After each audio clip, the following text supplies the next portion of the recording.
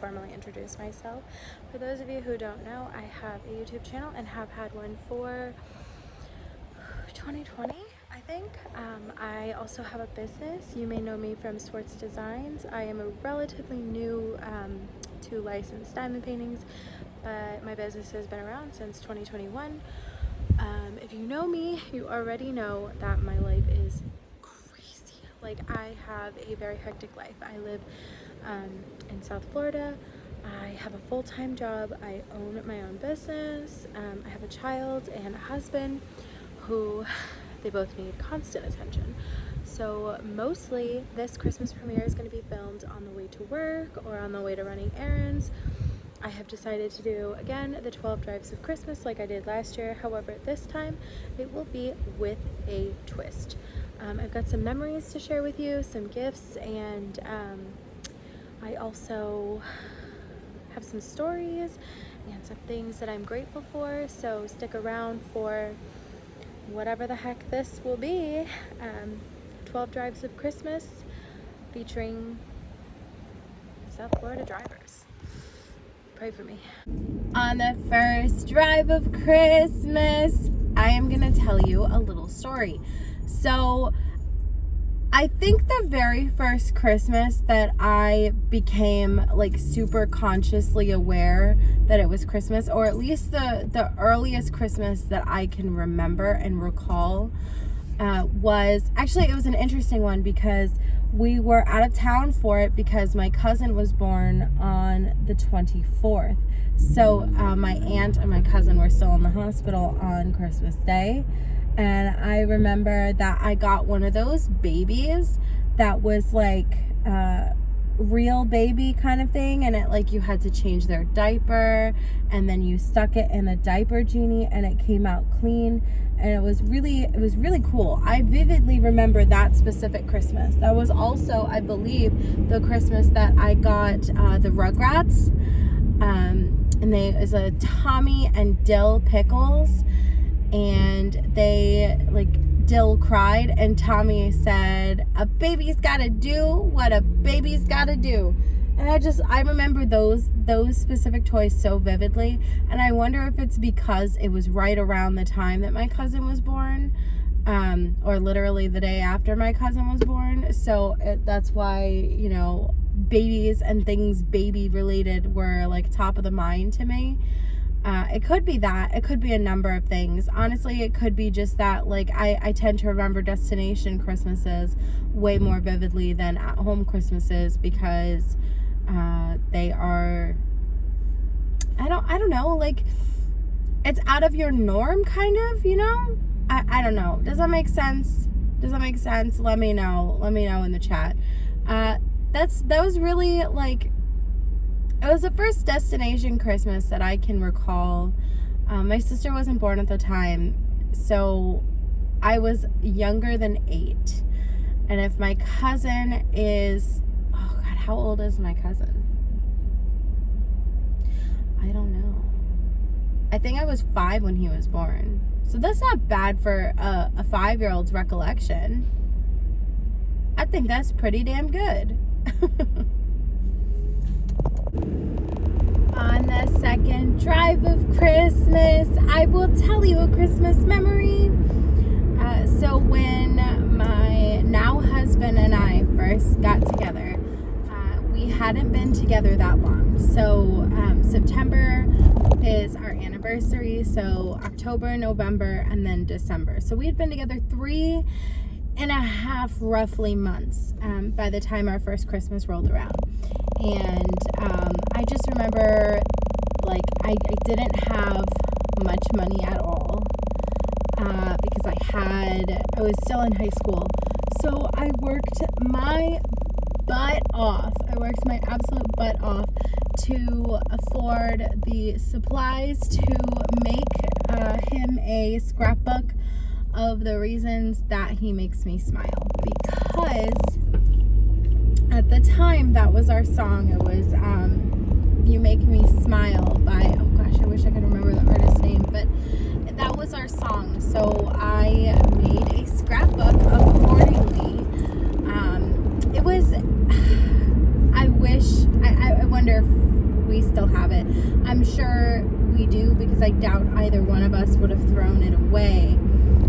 But we're talking like that thing is almost, let's see, 2010, Christmas 2010, that thing would be 13 years old. So I wonder, A, how it will have held up, and B, I wonder if, you know, if we still have it. Like,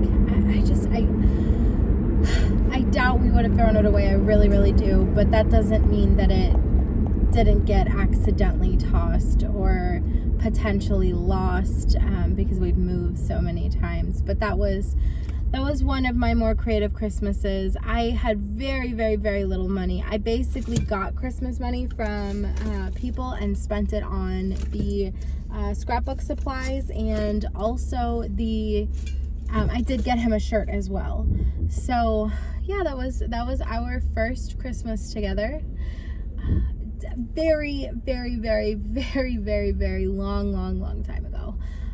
13 years ago. I can't believe, sometimes I feel like I simultaneously have known him forever and not long enough. It's a very, very strange dynamic to be 13 years with somebody, because I am 29. So it's a strange feeling to be with somebody almost half my life.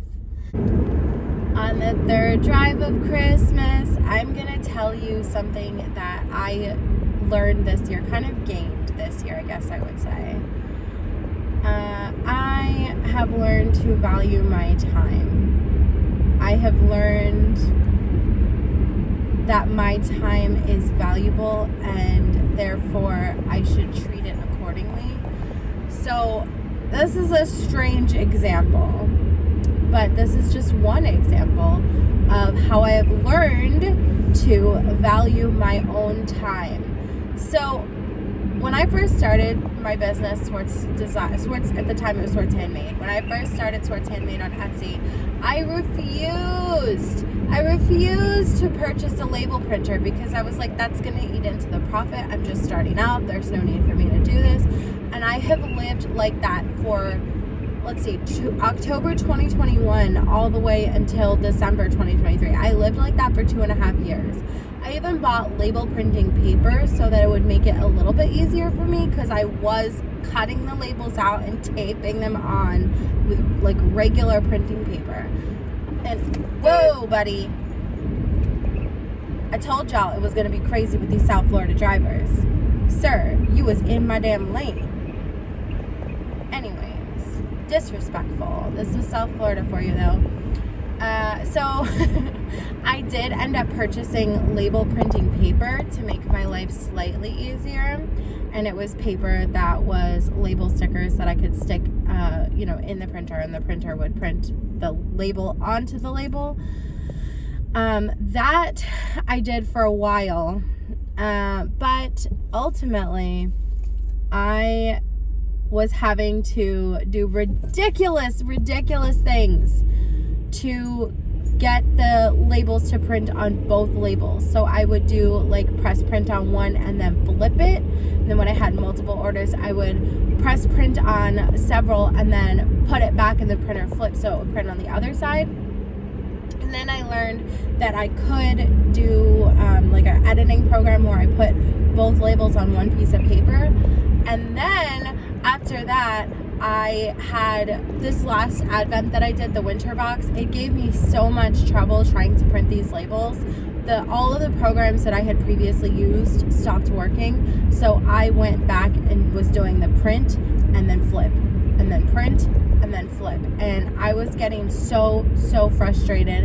And then I'm printing out, so if you didn't know, currently, as I'm filming this, I am doing vlogmas. So if you like me and you would like to see more from me, there are approximately 24 days for you to catch up on. But this past, and I'm doing giveaways. I'm doing giveaways for every single vlog that I have done, first through the 26th, I believe. So I think there might still be time for you to enter on the last one, and the last prize is a big one. So stay tuned and make sure you hit subscribe. Anyways,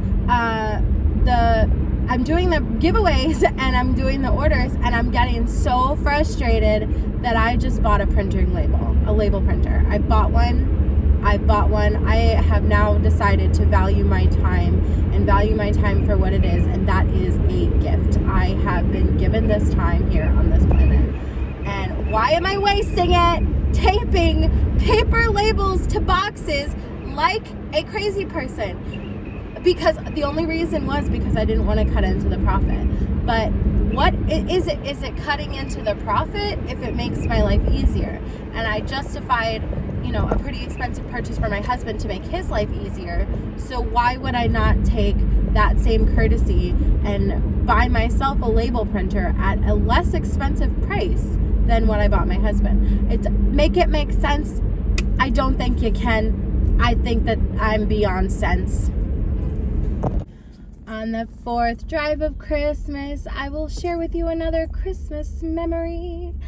When my son was born, it was 2012, November of 2012, and so we're looking at 11 years. Right now he's 11 years old, but his first Christmas is a Christmas that I wish I hadn't spent as much money as I did on Christmas presents for this child. I got him back when FAO Schwartz was still a thing, and the Toys R Us was still around. I had purchased him a little tiny puzzle mat that was bigger than him, but you put it together and it was a lion. I loved that thing. And then another thing that we got him also from FAO Schwartz, it must have been a sale because we had about no money back then. But I also got him this playhouse that had bugs in it, and I genuinely don't remember what happened to it, but we still have this spider. Occasionally the spider of the little bug house comes around, so that's like a pretty neat thing to occasionally have pop up hang out with us for a little bit. And then I can't remember what else we got him, but it was just those two things that really stick out to me. And I don't know, it was nice to have Christmas with a baby. Anyone who is has ever had a child knows that the first couple years they're not going to remember anything, but it's all about you. You are going to remember it. So you have to get this perfect gift, and you'll cherish it for a lifetime. But truthfully, this child will absolutely never know that it existed, with the exception of that spider coming around every so often from his toys, just the spider with from the playset. On the 5th drive of Christmas, I'm going to tell you a story about another destination Christmas. So this particular Christmas, it was extended family. We all went to Disney World for Christmas, which is such a luxury and such a gift. And at the time, I didn't appreciate it for what it was. I could not afford to do that now. But we all went to Disney World for Christmas, and it was really interesting because my cousin, who I hardly ever saw at the time, was there because she lives in a different state. And we, as teenagers, got to do Disney alone. Like, our parents just said, yeah, you guys can go do Disney by yourselves, just stay together and keep your phones on. And I was like, all things considered, like, at the time, I would say at the time it was safer than I would say, going off two teenagers is alone now. But also at the same time, I'm looking at it from a perspective of my son, and there is absolutely no way on this good planet Earth that I would ever let my son go off by himself with another teenager. Granted, I was an incredibly responsible kid, and I do feel somewhat that my child is an incredibly responsible kid. So, we would have to evaluate it as it came. But I just couldn't process. Like, at the time, it was so cool because we were getting to do Christmas alone. Like, we had park hopper tickets too, so we would like go to one place and eat breakfast and like go to another place and eat lunch and just like go there for one ride only. Like, it's crazy because earlier in a different clip I was talking about how I learned to value my time, and boy howdy did I not value my time as a kid, because we was literally hopping on those buses to go somewhere for one ride. Isn't that crazy? Is that just me? Is that wild? I don't know. But it was a really special Christmas, because, you know, we'll never ever be able to get all of us together again like that. That was quite literally a once in a lifetime experience that I look back on fondly now, especially considering, the guys don't push us on a bench, especially considering, you know, half my family doesn't even talk to each other anymore. So that is something that it was truly an amazing experience, and it's just nice. It's a nice reflection point in my life. And I remember that year's Christmas was all the stuff I got, just constant stuff, was Captain Jack Sparrow.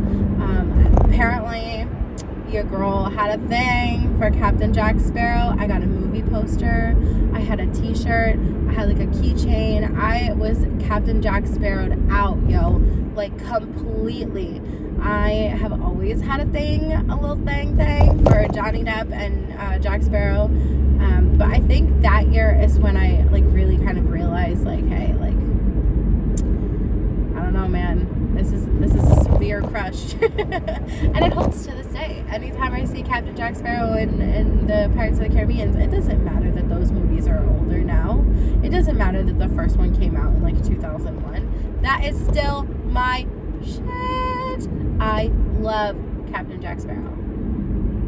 And like, okay, fine, like whatever the other guy's name was is fine too. William Turner, yeah, he's alright. Like, he's cute, but like, is he Captain Jack Sparrow? And the answer, my friend, the answer is no.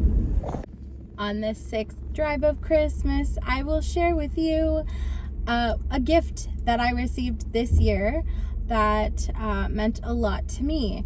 And it's actually the gift of friendship, and it's the gift that really keeps on giving. I have made so many friends in this community, and I truly cannot express in words, and I'm going to fail exponentially in an attempt to do so. But I have kept friends from previous years and made friends through this year. I couldn't possibly name every single person that has touched my heart in some way this year, so I will name just a handful, and hopefully I don't leave anyone out. Okay, so we have Jenny, the Uncrafty Crafter, who I met back when I first started this diamond painting channel, and she was my first YouTube friend, the very first one, and I kept her. And we added to our strange dynamic over the years with Grace from Grace's Diamond World. We met her, and now we're like the trio, the sister wives. They are so very important to me. Jenny actually came to my wedding. And then another person who came to my wedding was Elizabeth Ensley and Edward Ensley from Enablers Outpost. That's my Gam Gam and my Pip Pop. I have affectionately been referring to them as Gam Gam and Pip Pop for a little while now, and it works out because I have my sister wives in Grace and Jenny, and my Gam Gam and my Pip Pop. They are two people that are very important to this community. Enablers Outpost, Elizabeth and Edward, they are truly magnificent people, and if you are blessed enough to know them, then you must consider yourself just blessed. I mean, I don't know how else to say it. And then as far as newer friends, I have recently met somebody who I will refer to as BBQ. No real reason other than just because I screwed up their name one time and it stuck. and so it's been really fun getting to know BBQ and chatting with BBQ. Another friend that I met recently is Chris from Only Being Chris. I knew about Chris for a little while. I learned about Chris from Jenny, but it was at a time when I wasn't really interested in partaking in community festivities. So I just kind of didn't. And now I deeply regret this, because Chris is somebody that I really enjoy, And I just think how much more joyous my year would have been if I would have began a friendship with Chris sooner in the year. Chris and I have, I don't know, it feels like I've only known Chris for like a handful of days, like maybe 3 weeks. What are we at, 19? Yeah, it's been less than 3 weeks, but I feel as if I've known Chris for a very long time already. It's just the dynamic between us really, really works. We are so silly, and I love Chris because Chris is so authentically herself. Chris is Chris. Some other friends that I have had for a little while are going to be Chris and Kel from, oh my god, what is their name? Oh god, this is so bad. I just referred to them as Chris and Kel. Crafts, I want to say Crafts and Coffee with Chris and Kel, but I feel like I might Chris and Kel from the YouTube channel that I will insert here. They are two sisters that remind me very much of my sister and myself. Their dynamic is similar. It's that love, but also I'm gonna fix you when you're wrong kind of love. It's the kind of love that I, have with my sister. I met them 2 years ago. Well, maybe longer. I don't know. When I did a live stream and I had them two and my sister and I on a live stream together, that was fun. But also I met them in person at the retreat in 2022, I believe, 2022. And then I met them again this year in 2023. I will not be doing the retreat for 2024, so I'm going to miss my Chris and Kel fix. Oh, that's really sad. But I am just so blessed to know them as well. And then a couple other friends. Randy is, you can call me Butter. You can call me Butter. Randy never fails to make me laugh, and she always has a positive word to say. Truly, Randy is a gift to this community. Shay from Crafting with Shay.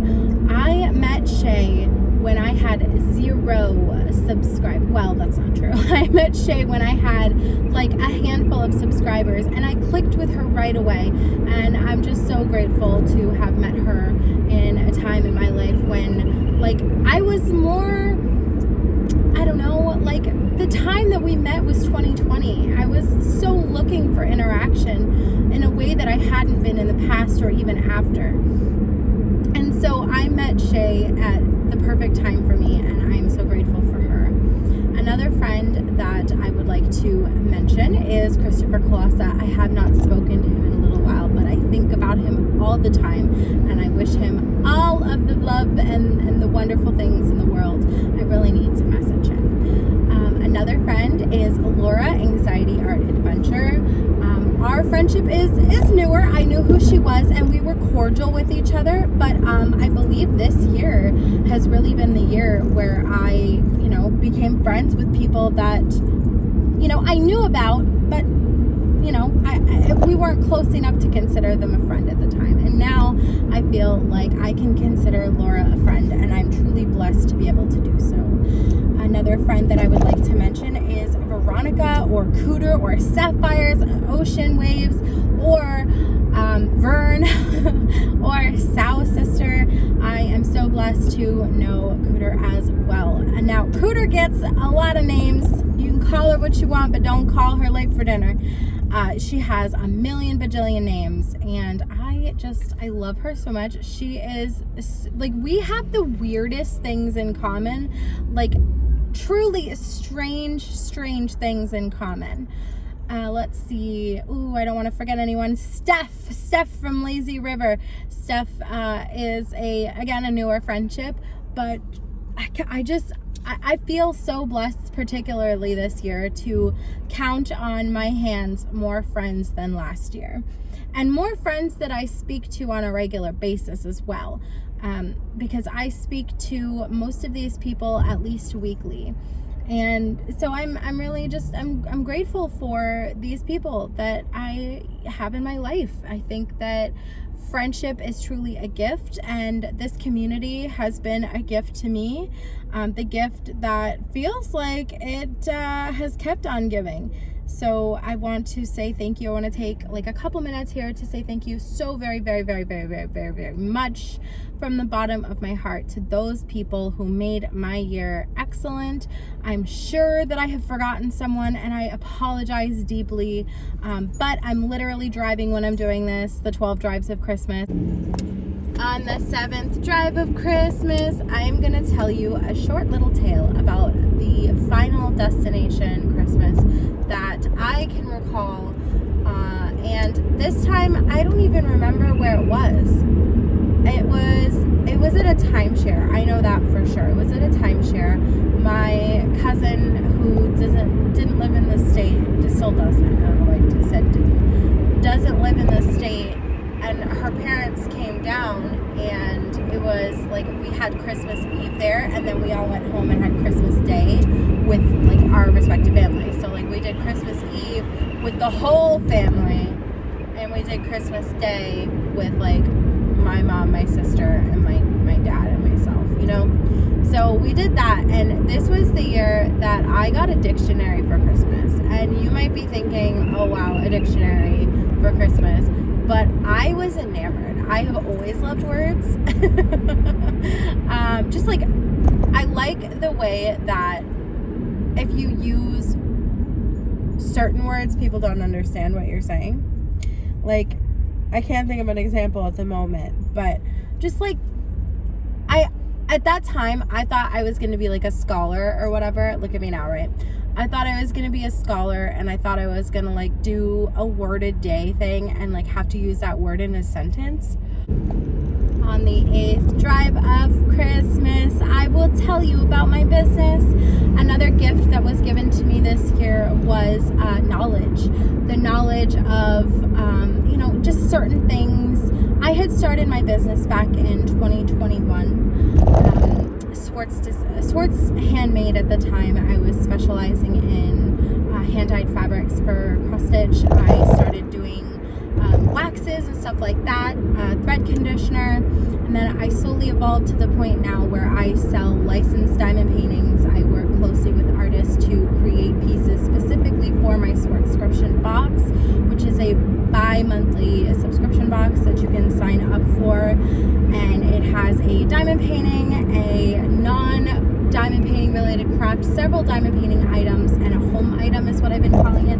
But I work closely with these artists that I license, and we create a piece specifically for each box, and so that's been a gift. But moreover, the knowledge of like just having someone to turn to, and this person is really going to be my Gam Elizabeth Ensley.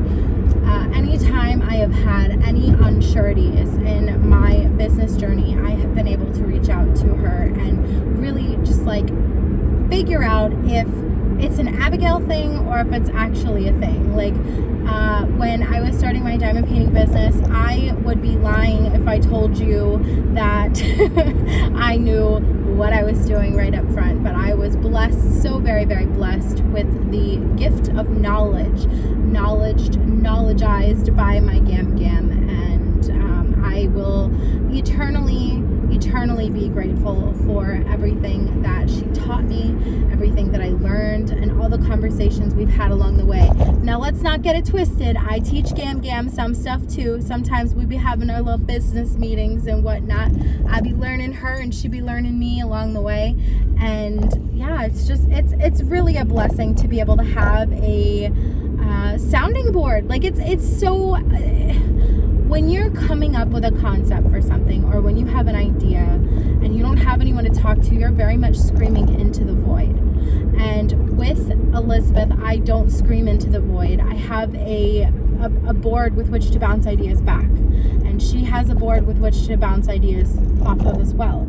And it's truly like, there's nothing like it in this entire world. There's nothing like having a friend in the exact same business as you that does the exact same thing that you do, but the competition is not there because we are so like, we work together so well, and it's not a competition thing. I'm not competing for her customers. She's not competing for mine. Like, it is such a blessing. It is such a blessing to have a friend in this business who is doing the same thing as you, but there's no ill will. And the same goes for Steph, really, because I want her to succeed. And there's so many other small shops that I could sit here. I could have made this a 12 small shop of Christmas video, but I didn't, because I wanted to like expand a little bit, you know. But there are so many people that are in this business that I don't feel like I am a competitor with. I feel like we are like truly able to work together, and that is such a blessing. On the 9th drive of Christmas, I'm going to talk to you about some Christmas traditions that we have, or some strange things that we do that I feel are pretty unique to us. So every year after we get a Christmas tree, we go get Bud's chicken. I don't know why, but we do. Every single year we end up going to like Lowe's or Home Depot to pick up a tree, and then we go to Bud's Chicken. I don't understand it. I don't comprehend why, but we do. And I noticed it this past year, so that I made a conscious effort to do it this year. So we got our Christmas tree on, I believe, the 3rd. We got Bud's Chicken, and then we ended up getting a fake tree this year instead of a real one like we have in years past. So we got our fake tree, and then we went to Bud's Chicken, and then we bought ornaments for it, because I was like, if I'm getting a fake tree, it's gonna be a white tree. And like, if it's gonna be fake, it's gonna be a fake tree, you know what I'm saying? Like, I would have gone with pink or purple too, but I am the only female in the house, and I don't think it's fair to subject the rest of my house to a pink tree. But we got a white tree, and I went and I picked out like some silver and like light blue ornaments. The theme was, you know, blue, white, silver kind of thing. So we did that, and then we went to Bud's Chicken, and then we set our tree up that day. So our tree's been up since the 3rd, which is actually really good for us, because we are always and forever pulling it out last minute. And then, let's see, what is another tradition that I have that is kind of strange? I mean, not strange, but every year for Christmas we go to midnight mass, and then we go home, we go to sleep. I'm trying to think if there's like another really strange tradition, or if the rest of them are just kind of normal. I think the rest of them might just be normal. I think Bud's Chicken is the outlier. We decorate our tree together as a family. Let's see. Oh, we have an elf. I don't care for him very much, but we have an elf. And let's see. Every year before Christmas, my son will send a letter to Santa, or we'll go see him. COVID really kind of threw a loop in that, you know, because we had been going every single year. And ever since COVID, we stopped going, and we started just sending a letter, which is fine. On the 10th drive of Christmas, I am going to talk to you about some Maine Christmas memories, and like the difference between a Florida Christmas and a Maine Christmas. So I lived in Florida up until right before I turned 22, basically like 4 months before I turned 22. And so the first Christmas that we had in Maine was in 2014? No, I don't know. I couldn't tell you off the top of my head. But I was 22. No, I was 21, and I was turning 22. So for that Christmas, we did not go buy a Christmas tree. We lived on a piece of property that had pine trees, so we asked our landlord at the time if we could go and grab a Christmas tree. So it was really funny, because my husband, it was winter and it was cold, so my husband gets on his little his fleece-lined flannel, and he goes out into the woods, and he goes and gets with his beard, his long beard, and an axe and a hat. He looked like a lumberjack, and he goes and he chops down a Christmas tree. So that was the first time that we've ever had my husband chop down a Christmas tree moment. And then we did the same thing the following year. And then when we came back down to Florida, we went and we bought the Christmas trees and everything like that. But this past year, we didn't go to Maine for Christmas, but we went after Christmas, and it was cold and it was snowing, and it made me so happy because my first white Christmas was in Maine, and I have never had, and probably will never have another one ever again, because the cold is not, I like the cold, but I don't like the freezing cold. Like, when Florida gets in the 50s, that's great for me. I could go colder, but I don't want to be in, the negatives like we were. But yeah, so that was our Maine Christmas experience. And then just, the difference between Florida and Maine is one year, I was expecting it to be cold for Christmas. So when I picked out my Christmas outfit, I had picked out pants, and it was 80-something degrees on Christmas morning. And I was truly heartbroken. 10 out of 10, would not recommend. And then, I'm trying to think of other differences between, other than just the cold. I think that's really it. I mean, up there, things shut down a lot more too, because we lived in a really small town. So, you couldn't go into a grocery store on Christmas. Whereas down here, I bet you could find something that's open. And then, Dunkin' and Starbucks, they're open for half a day here on Christmas. And they're not open at all on Christmas Day. Which, I think they should be closed. But that's just but that could be the difference between a small town and a big town kind of thing. Less so about, the place. But yeah, so Maine was one of my favorite places that we've ever had Christmas. I know I've talked about some destination Christmases on here. But Maine was my favorite, even though at the time we were living there, because there was snow. My first year, it snowed a couple days after Christmas, so it wasn't a true white Christmas, and the next year was a true white Christmas. It was really actually cute because the very first time that it snowed, my coworkers, because they knew I was from Florida, and they were like, Abigail, it's snowing, Abigail. And I go, really? And they just thought it was the cutest thing. This 20-something-year-old got all excited over snow, and they were probably tired of snow because they'd lived there their whole lives. So they were probably over it. But it was so cute because they let me leave because I was working the register. They let me go out and look at the Christmas snow. And then, right before Christmas, they did this, I wish I could remember the name of it. It might be something like Wreath Around the World or something like that. And, maybe country, I don't know. But it's this, this group of truck drivers who drive wreaths from, one end of the country to the other to put on, soldiers' gravestones for the Christmas season. So, seeing that the first year was beautiful. It's a truly moving experience. And then, let's see, just keeping warm was something that I knew it was gonna be. I guess you pick your poison. So in Florida, you have to have AC or you sweat to death and die. Well, maybe that's a little extreme, but pretty much. So in Florida, you have to have AC, and in Maine, you need AC during the summer, but you also need lots of heating. So at my sister-in-law's house, they had a fireplace, and at my house, we had a pellet stove, and it was just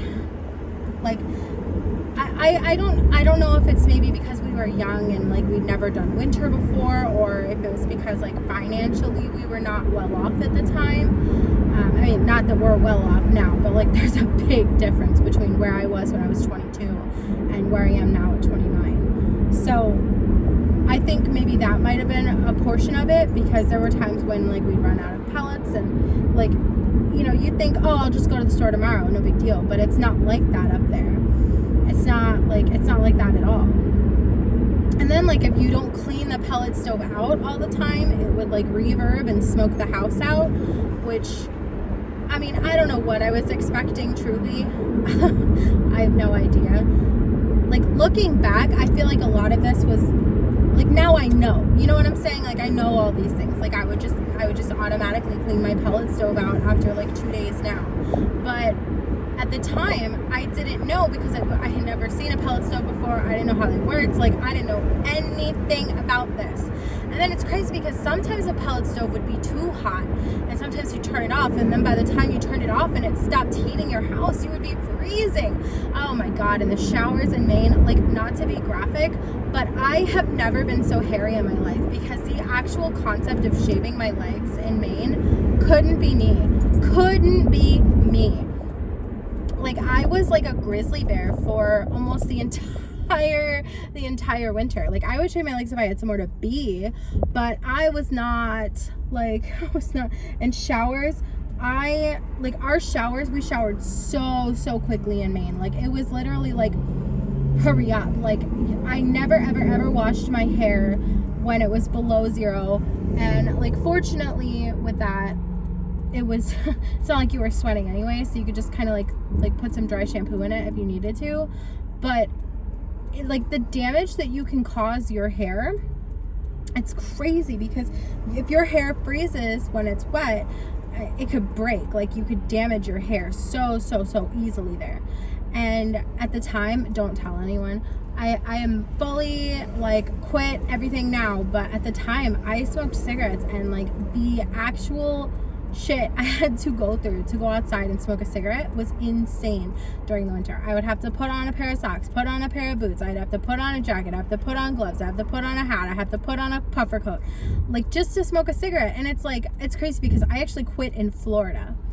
I quit smoking cigarettes when I came back from Florida. You'd think I would have quit in Maine because of just how much shit you'd have to go through in order to smoke a cigarette, but evidently you girl is crazy, because I think that at the time me smoking cigarettes was more of a coping mechanism, because I was incredibly depressed living in Maine because I was so far away from my family. And like granted, I'm like 5 hours away from my family now, but if I really needed to, I could go see them, versus in Maine I didn't hardly, like we came down for Christmas one year. But yeah, so it's just, I don't know. It's just, I don't know if I would ever, like, would I move out of Florida? I would probably, but I don't know if I would ever go back to a state that was cold that many months of the year. And it's crazy because Maine is truly strange to me, because when it's hot, like, it's hot. And when it's cold, like, you need 77 sweaters. And it's funny because at the time when we lived there, and like still I guess, but my husband is like an absolute furnace. Like he gives off so much heat. And so when we would go to bed, he would be like the perfect amount of heat for me to like not freeze to death. But let me tell you, now in Florida, I am constantly pushing him away from me. Like, please, I'm sweating, get off me. It's really bad. It's really bad. But I think all in all, I would do like a destination Christmas. I think that's what I would do. I think that would be what I would do. If I wanted to go somewhere for Christmas, to have a white Christmas, I would just go there for vacation. You will not catch me going to move to a state like that again.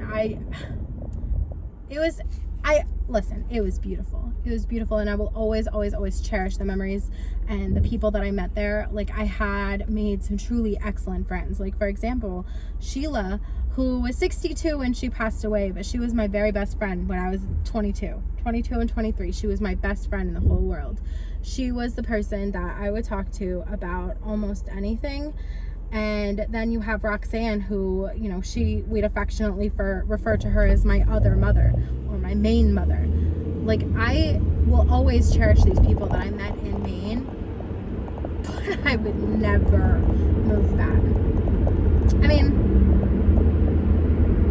for as as many good memories as there was also some rough ones. So it's kind of like a, you know,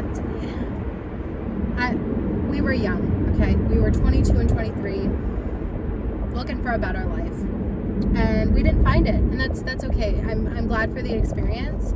I will always cherish those experiences, but I am so grateful that I mean, some days I wish I was back in the cold, but for the most part, I would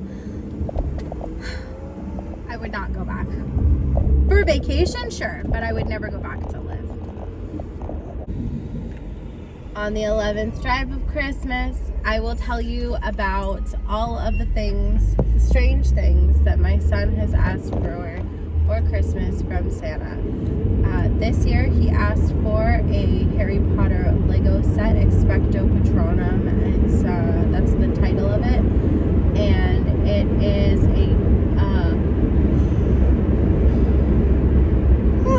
a stag, and then you can build it and rebuild it into a wolf, I believe. So that's cool, and it's really pretty too. And then last year, my son asked for a Shishuba cube for Christmas for Santa. I don't know if that's the actual title of the cubes, but they're like these little cubes that they're attached together and they're magnetic, and you can like sort of, they don't come completely apart because they're like, they have hinges and stuff, but you can make them and remake them into different shapes. They were pretty neat. And then I'm trying to think what he asked for the year prior. I don't remember last year, but I just like, one year he asked for a scooter. One year he asked for a reindeer. That was a whole thing. That was a whole entire thing last year, or that year, because the reindeer didn't arrive in time. So we had to go hunting for the reindeer, and we ended up going, and I got a Sven, and I got a little Beanie Baby. I kind of did this last year with the 1 year that he asked for a reindeer, so I won't go into too much detail, but let's just say it was a mess. 1 year he asked for a telescope from Santa. On the 12th and final day of Christmas, I want to talk about New Year's, and I want to talk about goals and things of that nature. So in the past, I've set many goals for myself, all of which I have not completed, and I put so much pressure on myself all the time.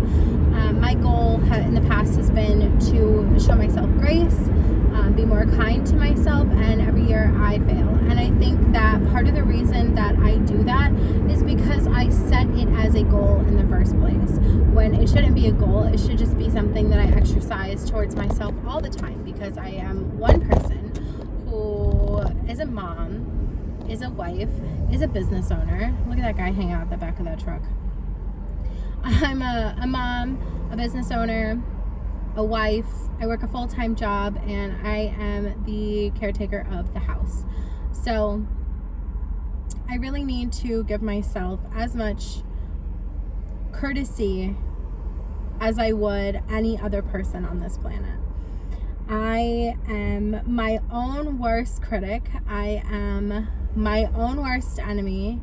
I am the meanest to myself. I treat myself the way I would never treat other people. So my goal for 2024 is just understanding. In the past, it's been patience, and it's been, giving myself grace. But this year, I am setting the goal of understanding that I am one person, understanding that I want to be able to say that at the end of 2024, I was as kind as possible to myself and potentially others. Like I certainly could work on being nicer to my family, because I expect so much of myself that sometimes I forget that I'm one person, and I definitely forget sometimes that other people are one person too. It gets complicated when you're someone who wears many hats. It gets complicated when you are a person who is responsible for a lot of things. And I know moms and wives can absolutely understand. And I also know that moms and wives who have jobs can understand. And content creators who are moms can understand. And I just feel like the kind of courtesy that I give to others is the kind of understanding and courtesy that I deserve myself. And I am prioritizing that in 2024. I also want to talk about why my goals lately have been more like stretch goals. That's a term that I've been throwing around a lot lately with Vlogmas, is the term stretch goal. My stretch goal is, to understand, like, why am I so bad at being like this towards myself? And I feel like the reason is because I think goals, especially year-long goals, are toxic for me anyway, because I set myself a plan, and when I fail at it, I am even worse to myself than I would have been if I just hadn't set the goal. So in the past, giving myself grace was the goal. And when I did not extend grace to myself, I was even meaner to myself. So I think that understanding is the goal for this year. And I think that goals might be toxic for me. I also want to talk about daily goals and why daily goals are not toxic for me, which, in my head this makes sense. So let me talk it out a little bit. So daily goals are tasks or things that I'd like to complete in a day, and by the end of the day, if my tasks are complete, I've met my goal. If my tasks are halfway complete, I've met half of my goal. And so it's much easier to sort of mark things by the day than it would be to mark an entire year. Or, for example, even a week versus a year is a big, major difference. So I'm leaning more towards the fact that long-term goals are bad for me. So I've been really taking the time to get to know myself and what works for me and what doesn't work for me. So that's why during Vlogmas, you've seen lots and lots and lots of lists. To-do lists, to-do today lists, to-do stretch goal lists, to-do everyday lists. These things, they help me because you get that tiny little boost of serotonin when you check something off. And I think that short-term goals are more my speed. And I do want to take the time to also encourage you with your goals potentially. Just because I don't work well with long-term goals, just because I think long-term goals for me are toxic, does not mean that doesn't mean the same thing for you. And I know that is kind of like it's every single person is different. And I think I border on the edge of weird. The things that I am capable of doing, I've been told many times that normal people aren't. And the things that normal people are capable of, I can't. I simply cannot. I think I'm just a little bit of an oddity when it comes time for my goals, I guess would be the simplest way of putting it. I feel like I can complete a lot of things in a day, but I cannot complete anything in a year, if that makes sense. And so short-term goals are my personal go-to lately. And so that's why understanding as a long-term goal is my personal year-long goal. I mean, we can talk about things I'd like to complete. I would like to read 100 books in the year. I have already completed that goal for 2022, and I completed it well under half the year. I think it was May that I completed 100 books. I would like to prioritize my business pieces Not to say that I wouldn't do a piece from another company, because I've been doing Enablers Outpost pieces and Lazy River pieces, but I need to prioritize my own pieces because it's important that I have a photo of what the piece will look like when it's completed.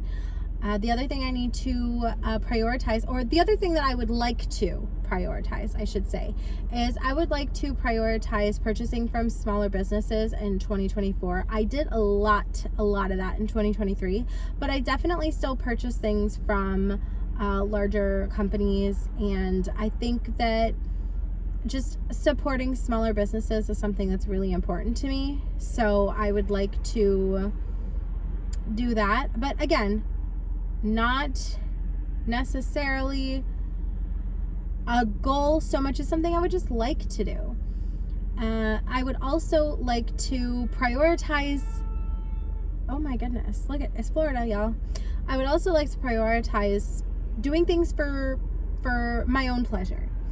So obviously diamond painting is something that initially was so amazing, and it brought me so much pleasure, so much, reduction in anxiety, and it just gave me something to do during a time in my life when I felt lost. But I have now turned my hobby into a business, and that's exactly what creating content was. And when you turn something that you like into a business, it's possible that it loses the relaxation factor, because then I put goals on myself and I go, okay, well, I have to finish this by this time, and when I don't, I'm hard on myself, and that's not fair. That's not fair to do to me. So my goal would be to do things more for pleasure. Like, I would love to pull out a book more than I have been lately. I've been listening via audiobook, which is fine. Audiobooks are fine. It's how I read so quickly while still maintaining working on my diamond painting pieces. But I would like to be able to pick up a book physically and read it. It's been a little while since I've been able to do that. I would also like to play The Sims. I started playing The Sims the other day, and my lady died, and I lost all motivation to play The Sims. I would like to change that. I would like to bring back hobbies of my, when I was a kid, when I was, a teenager, that still bring me that same joy that they did when I was a kid, but I haven't had time to do. So I guess all this to say, I plan to prioritize my happiness in 2024 and things that make me happy. I also want to spend less money. I would like to spend less money on things that are frivolous. Like, is it necessary to go get coffee every day? No. Am I gonna go get coffee every day? Probably.